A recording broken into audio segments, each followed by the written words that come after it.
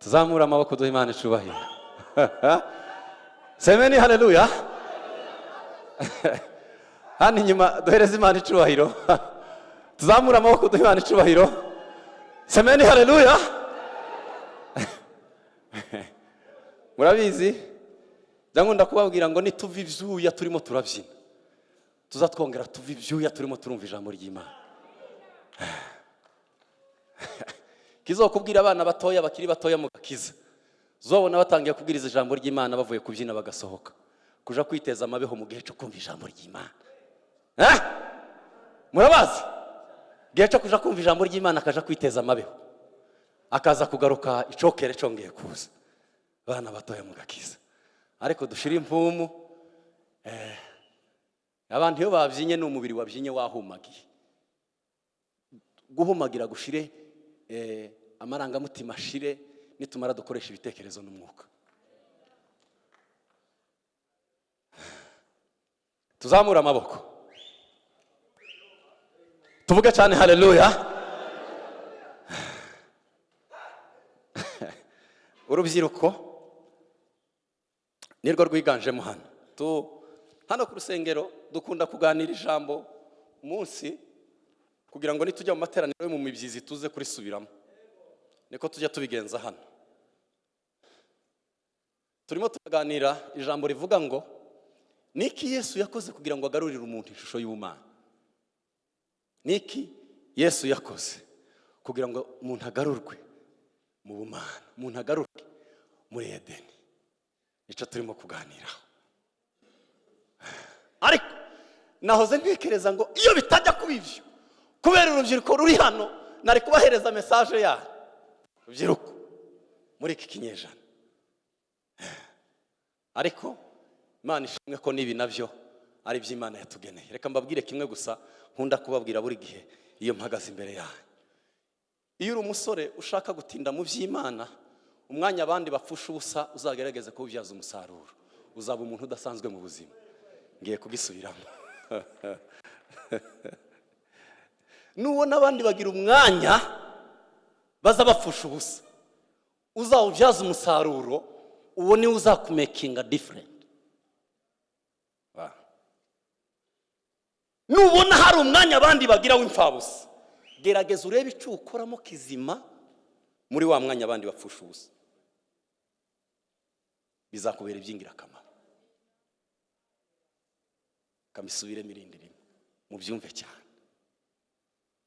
Niba muri iki kinyejana hari umusore ukeneye kuba umusore utandukanye n'abandi reba umwanya abandi bapfusha ubusa ubyaza umusaruro uzaba umusore utandukanye n'abandi.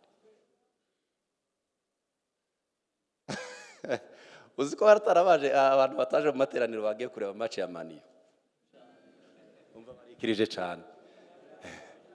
Hari abantu bataje hano mu materaniro bagiye kureba match ya hari n'abandi bagiye bageze hano. Umva ko abasore babaye pastor. Umva. Naona maisha ni yenye maana ni kutumikia Mwokozi. Kuishi ni Kristo na kufa faida kwa kila. Tuzamura amaboko. Tuvuga haleluya. Tusipojenga juu ya Yesu kazi zetu zita musingi bora ni Yesu. Jenga juu ya Yesu.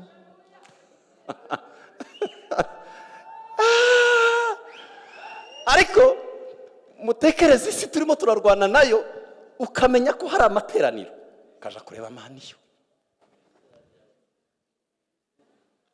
Avec le monde que nous traversons hamwe n'intambara turimo turarwana muri iki gihe abasore muzi hamwe n'ivyo turimo turarwana muri iki gihe ugize Imana badukinguriye amateraniro nyuma ya corona twari twajwigiriye hano hanze nyuma ya corona none baraduhaye ngo nimusenge wamara ukabwira amateraniro ngo amateraniro genda naje ngiye kureba Man U.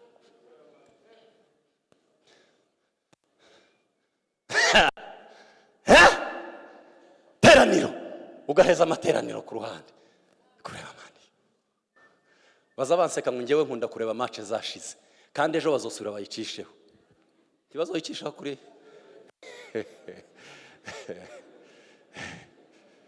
kandi naje nzayireba. Mbona batsinze nabagize gute nabatsinzwe.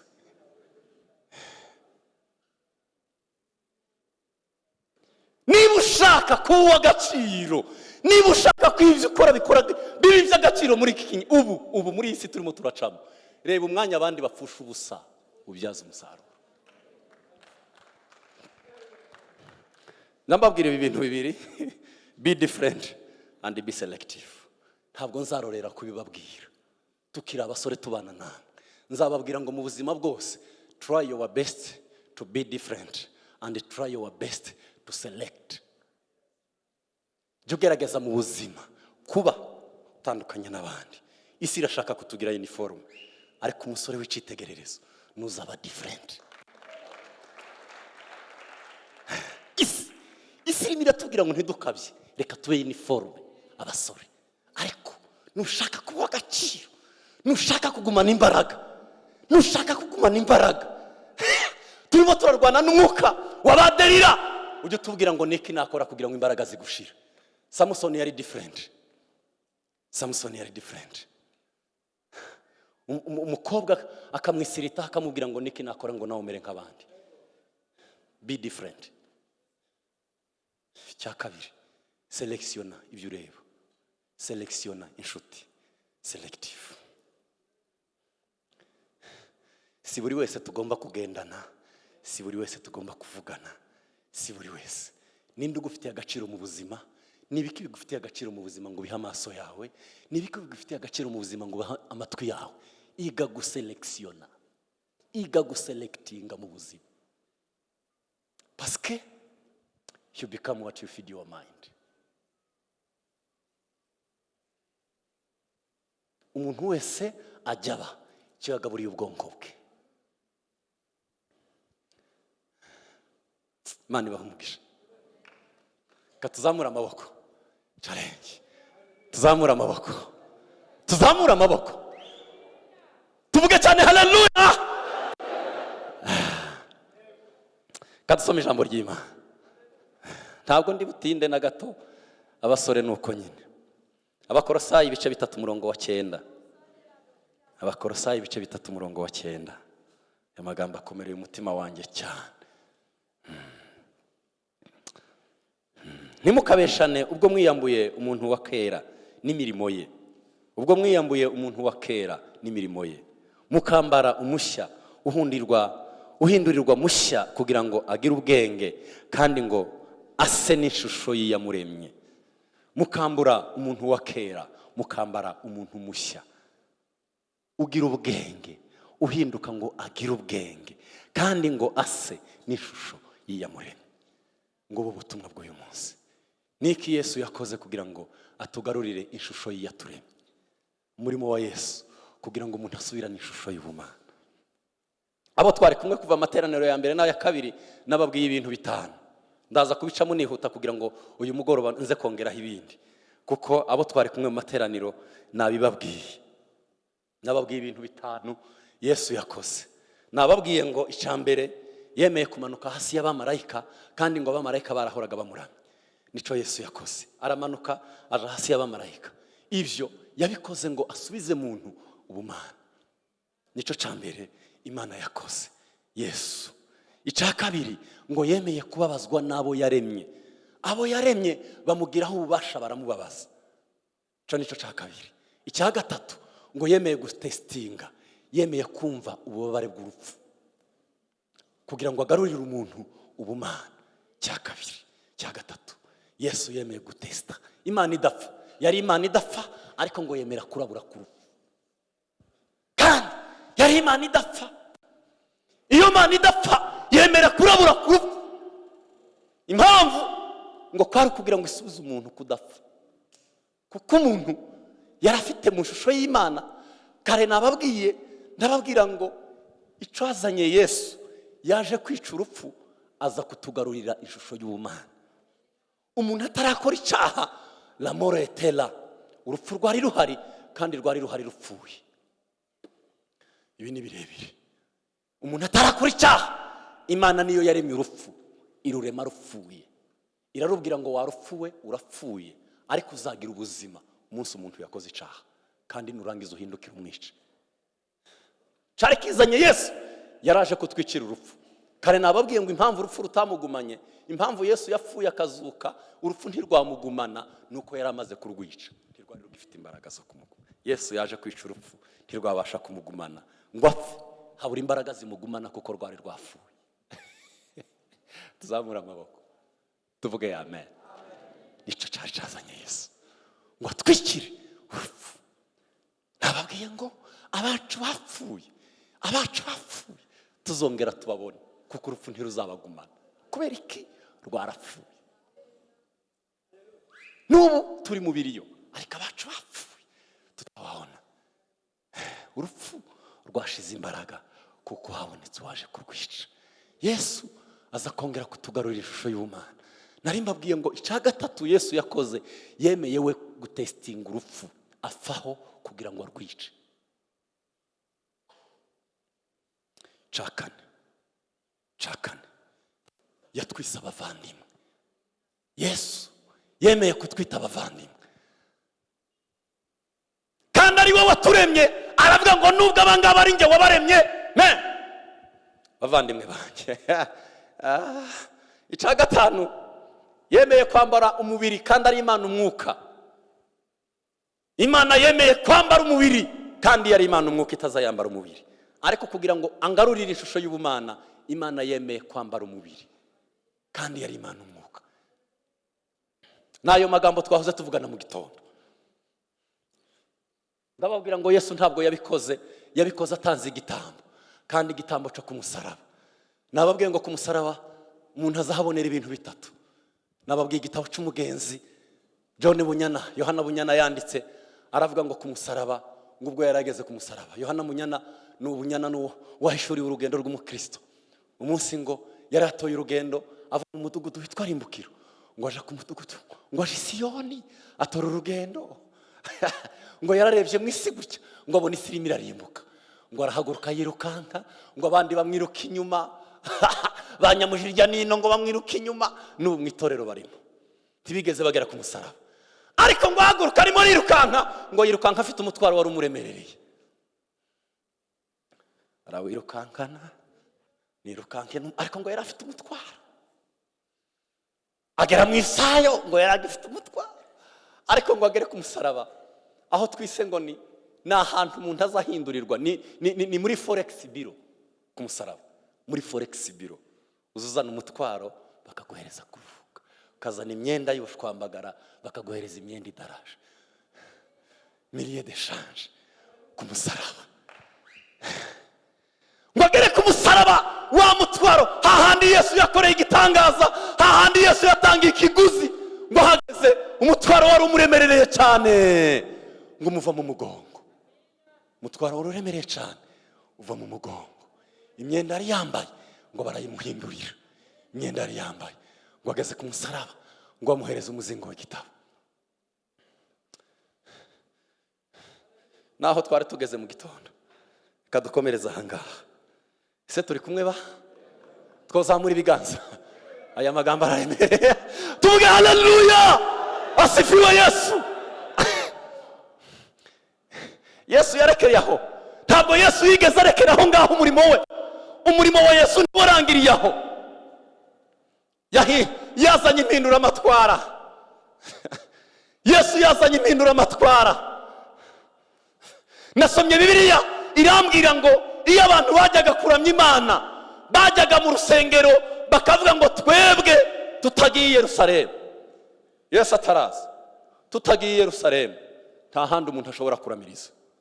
Abantu bagafata ibyabo bakamara umunsi barimo baragenda bukira, bugaca bagafata umunsi barimo baragenda bukira, bugaca sinzi igihe bagaza batwara ngo ni iminsi ingahe, ariko bakavuga ngo tugiye kuramiriza i Yerusalemu. Umva aya magambo. Abantu bari bafitanye relation na place, abantu bari bafitanye ubusabane n'ahantu. Utaragera ha hantu ntabwo byakundaga kuramya Imana. ariko Yesu ngo aze icyo yadukoreye yaratubohoye. Wa mwenda wari ukingirije ahera watabutsemo kabiri. Niyo ndi wanjye mu rugo nina raha na furaha. Yesu iyo ndi wanjye mu rugo, apana si ngombwa kandi kujya Yerusalemu. Yesu yatuzaniye. Yesu yakuyeho urusengero ngo arangiza aravuga ngo ni mwebwe rusengero rw'umwuka. Iri jambo ntago ryumvikanye kandi rikomeye. Abantu bajyaga kuramya nuko bagiye mu rusengero rwubatswe n'abantu. Abantu bakubaka urusengero bakavuga ngo tutagiye muri rwa rusengero twubatse nta kuramya paka muri rwa rusengero. Yesu ngo aze azana impindura amatwara aravuga ngo ntabwo bikiri ngombwa kuja mu rusengero, ni wowe rusengero. C'est pas nécessaire. Ntibikiri ngombwa ko umuntu kandi ajya mu rusengero. Mbese ntimuzi yuko imibiri yanyu ari insengero? Ariko bitabi bya wa musore abantu bazi gupirata ibyanditswe. Hari umusore wavuze ngo niba bivuga ko turi urusengero ngo niba bivuga ko turi urusengero ngo wicacumi ngo azaza gihereza runo rusengero. Mwumva imyumvire y'aba basore bari muri iki gihe. Ntabwo ari cyo ngiye kubabwira. Nyumvire ipfuye kaya indi yadutse y'ubunyine. Sico. Ntabwo ari cyo ngiye kubabwira. Ngo yiravuga ngo ni twebwe rusengero. Ngo none wewe. Tuzamura amaboko. Tuvuge cyane haleluya. Kwari ukugira ngo aho umuntu wese ari abashe kuramya Imana bitavuze. Ejo bundi naza ndababwira ngo nta mwanya wo gusenga ubaho, nta gihe kibaho cyo gusenga, nta hantu ho gusengera. None habaho iki? Habaho ubuzima bwo gusenga. Kandi iyo umuntu abayeho ubuzima bwo gusenga, imirimo y'inyuma ihinduka worship, hinduka kuramya.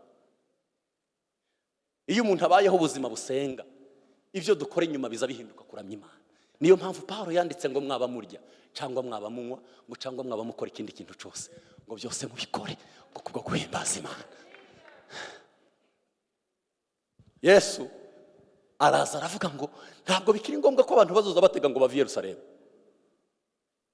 Hoya harageze aho mwuka wera atari Yerusalemu. Harageze aho tutajya gusabana na mwuka wera n'Imana Yerusalemu. Harageze aho mwuka wera aba muri wewe. Ubusabane bwawe n'Imana ntibigusaba kuja Yerusalemu. Ubusabane bwawe n'Imana biri muri wowe. Yesu yadukoreye.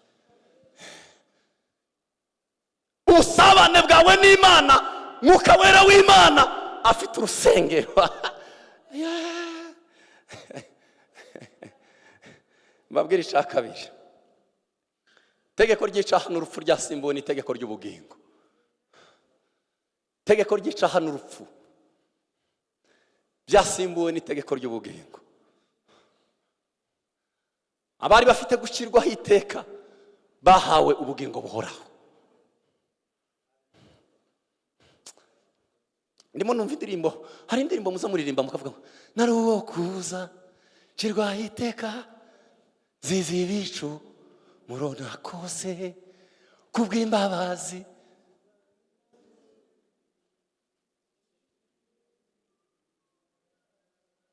Nabuzwa niki kujya mushima iyo mbonye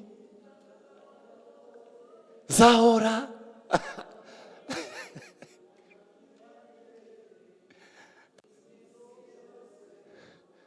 Mureke tuzamura amaboko tuvuge cyane haleluya. Abari gupfa babonye ubugingo naruwo kuzacirwaho iteka zizi ibyaha n'ibicumuro byanjye. Ariko Yesu yaraje arahindura abari gupfa turiho.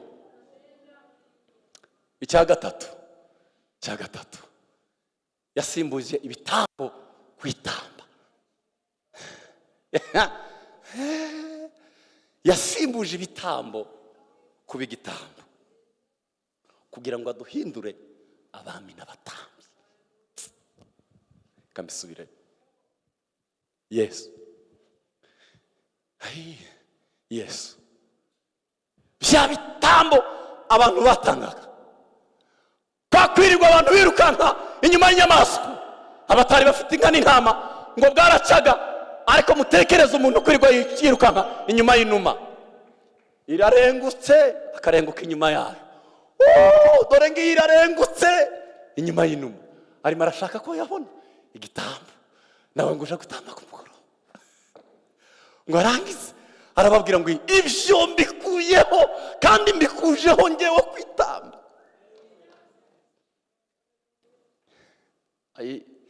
Twavuga amina. Ibyo mwahoragamo mbikuyeho kandi mbikujeho ko ngewe igitambo carimwe burundu. Ngewe ninjye ugiye guhinduka igitambo, hanyuma mwebwe muhinduke abantu n'abatambyi.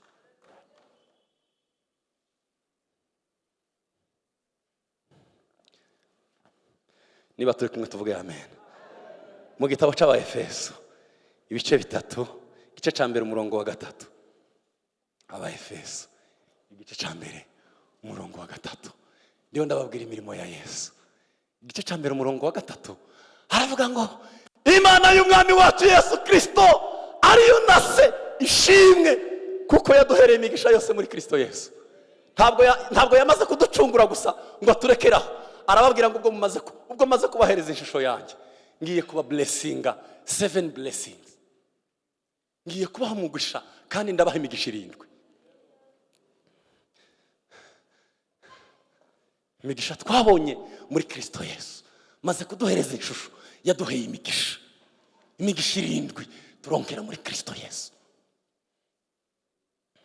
Umugisha wa mbere ngo yaradutoranije, umugisha wa kabiri ngo yatugize abantu mu kwihuta. Icyambere twaratoranijwe ngo kuko yadutoranije muri we kera kuva isi n'ijuru bitarabaho kugira ngo tubabe. Maze kudutoranya ngo atugira abana.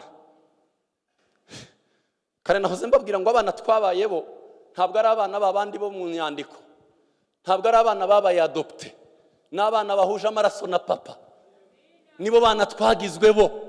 Yesu yaduhinduye abana, yaduhinduye, nababwiye ngo twabaye abavandimwe. Icya gatatu ngo yaratwemeye. Nous sommes acceptés, we have been accepted, twemewe n'Imana. Icya kane kanihute ngo araducungura. Iyo ndakubwira umwanya munini twari kuzaza dusesengura ijambo rimwe tukaritindaho, ariko ngo yaraducunguye. Icya gatanu ngo yatumenyesheje ubwiru bw'Imana. Uwo Yesu mu migisha twahawe 7, umugisha wa 5 yaje kutumenyesha le secret, amabanga, ubwiru bw'Imana twabumenyeshejwe na Yesu Kristo. Ntabwo byashobokaga ko umuntu ahishurirwa ubwiru bw'Imana, ariko Yesu Kristo ngo aze mu migisha yaduhaye arababwira ngo nitawafunulia, je vais dévoiler les secrets, zabamenyesha, zabamenera amabanga y'ubwami. Cya gatandatu twagizwe abaraganwa na Kristo. Ni mu cyumve cyane, twahindutse abaraganwa na Yesu Kristo. Umurage nzaragwa niwe murage muzaragwa. Umva ibyo bazandaga, twahindutse abaraganwa na Yesu Kristo kubw'amaraso ye twahindutse abaraganwa na Kristo. Mweke tukomere Imana amashi.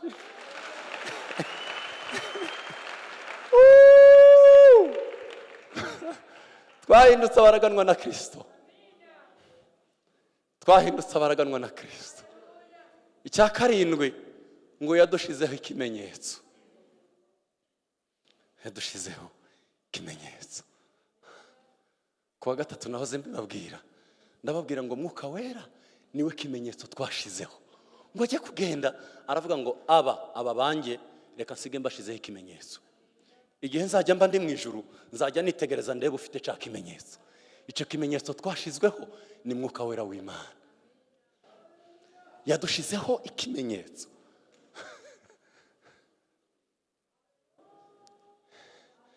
Abayo bari ikimenyetso ihora ivuga ngo abanjye ndabazi. Irebye gutya nta kindi zitumenyeraho, ni ikimenyetso twashizweho. Le problème, kibazo kinini tugira, twishimira umugisha twahawe aho kwishimira umugisha twagizwe. Wow. God. Amen. Icagaciro, amashimwe akomeye umuntu yagashimye Imana ni ugushimira umugisha twagizwe, apana gushimira umugisha twahawe. Kuko umugisha twahawe yafashe imigisha yose, imigisha yo mu bumba ibumbiramo.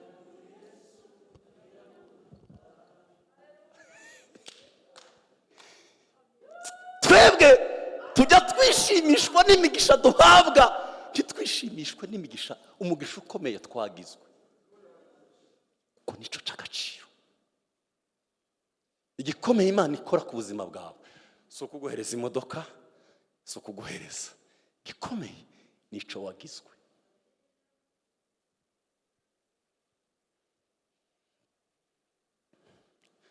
Ntabwo igikomeye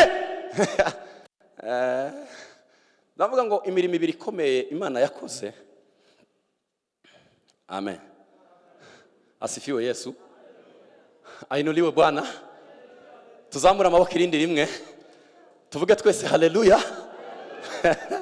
Bibiri Imana yakoze bikomeye biruta ibindi. Bibiri Imana yakoze bikomeye biruta ibindi. Bibiri yakoze Imana yakoze bikomeye. Icambere ni Imana kwambara ubumuntu. Ni Imana guhereza umuntu ishusho yayo. Gufata umuntu Imana ikamwambika umuntu akambara ishusho y'ubumana. Nico gikomeye cambere Imana yakoze. Icakabiri gikomeye Imana yakoze ni Imana kwambara ishusho ya muntu. Bibiri bikomeye. Icambere gikomeye ni umunsi Imana yavuze ngo tureme umuntu ase natwe. Uyu muntu ase natwe tumwambike ishusho yacu. Imana yarikoze ikintu gikomeye itakoreye ibindi biremwa byose. Murimo ukomeye Imana yarikoze gufata umuntu manufacturer yarangiza igakubita image ishusho yayo, hanyuma umuntu atakaza ishusho y'ubumana. Imana ikora umurimo wa kabiri ukomeye, iravuga ngo none uyu muntu ko atakaje ya shusho yanjye namuhaye, niki nakongera gukora kugira ngo uyu muntu yongere kwambara iyi shusho yanjye? Imana ikora umurimo wa kabiri ukomeye, yemera kwambara ishusho ya muntu. Mwumve aka gakoti sinkunda cyane. Imana yamuhinduye ico yanga kugira ngo impindure ikikunda. Wow. Imana yafashe umwana wayo imuhindura ico yanga urunuka utarigeze kumenya icaha. Imana imuhindura icaha kugira ngo impindure gukiranuka.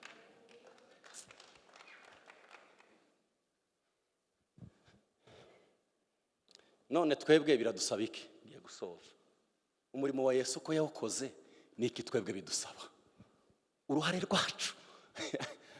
Imana yigeze gushinja ubwoko bwa Isiraheli mu gitabo ca Maraki, igice ca mbere umurongo wa 2 kugera ku murongo wa 14. Imana yigeze gushinja abisiraheli irimo irababwira ngo ese ko nakoze umurimo wanjye kubera iki mwebwe mutakoze umurimo wanyu? Niki yababwiraga?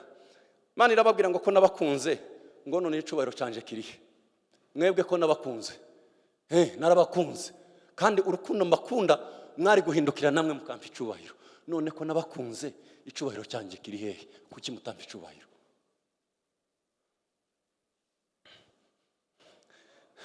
Bimeze nka bya bindi byo muri Yesaya. Yesaya yigeze guhana ubwoko bwa Isiraheli, arababwira ngo ndimo ndaburana n'uruzabibu rwanjye. Mfite urubanza n'uruzabibu rwanjye.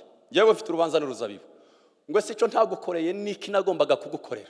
Ko naguhingiye nkagushiraho uruzitiro, hanyuma nkazaniye mu Giswahili baza bayita ngo ni mboleyo, nkazana mboleyo ifumbire mva ruganda ngo nkagushiramo aho kwere imbuto nziza ngo were indibu. None mfitanye urubanza nawe.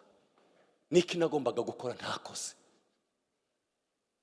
Umurimo wacu ko Yesu yakoze umurimo we, niki wewe wakoze?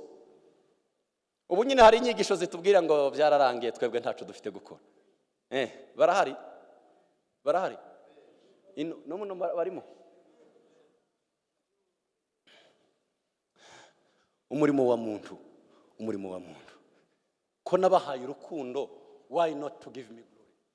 Kubera ikimutampa icubahiro. Gukizwa, definisiyo zo gukizwa ni eshatu: no guhindukira, no guhinduka, no guhindura. Definisiyo nziza. Umuntu wakijijwe, voyage, umuntu agahindukira, yamara guhindukira ugatangira process yo guhinduka. Dore ico bidusaba. Yesu amaze gukora umurimo we, biradusaba guhinduka ngo twakire iyo nshusho. Ndavuga iki? Guhinduka biri possible, guhinduka birashoboka, guhinduka biri personal, guhinduka biri profitable, bifite inyungu. Ntabwo guhinduka ari iby'Imana iza ngo igutureho. What you don't desire, you don't deserve. Ibyo udakeneye ntubikwiye.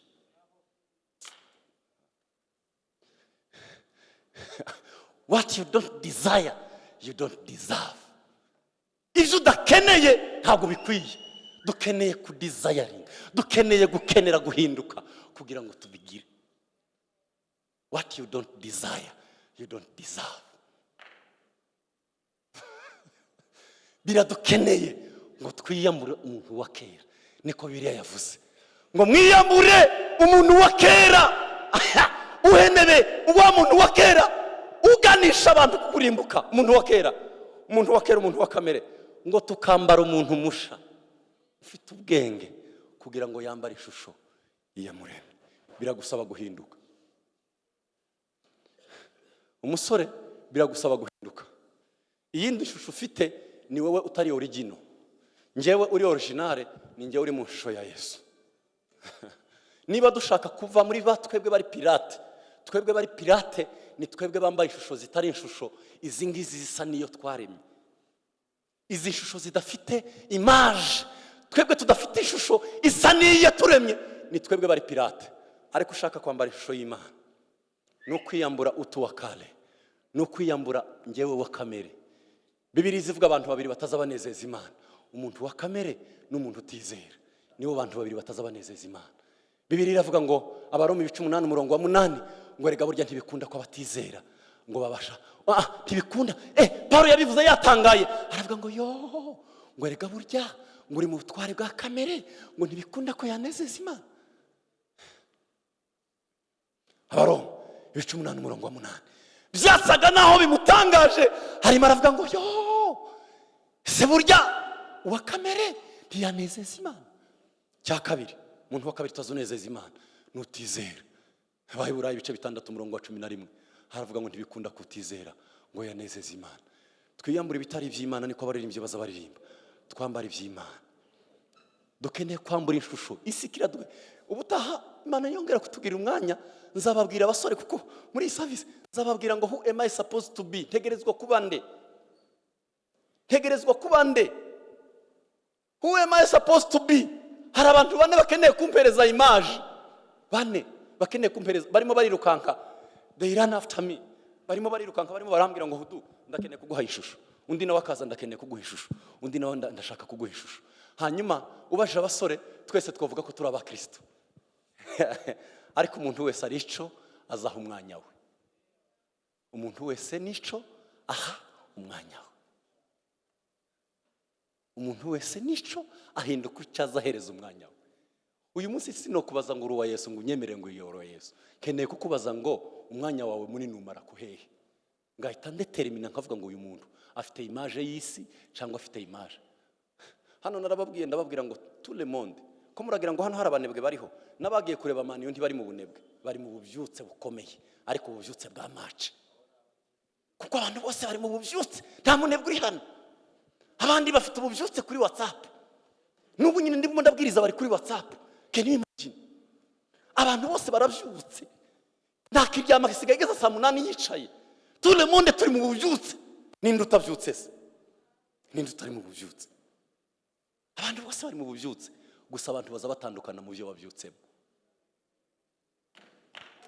ariko abantu bose barabyutse.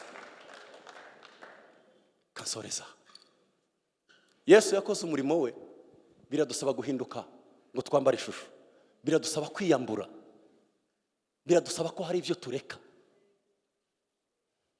Hari ijambo nkunda cyane, ntabwo Yesu azabana nawe muri wowe kugeza umunsi wimuye wowe muri wowe. Come on. Ntabwo Yesu abasha kubana nawe muri wowe.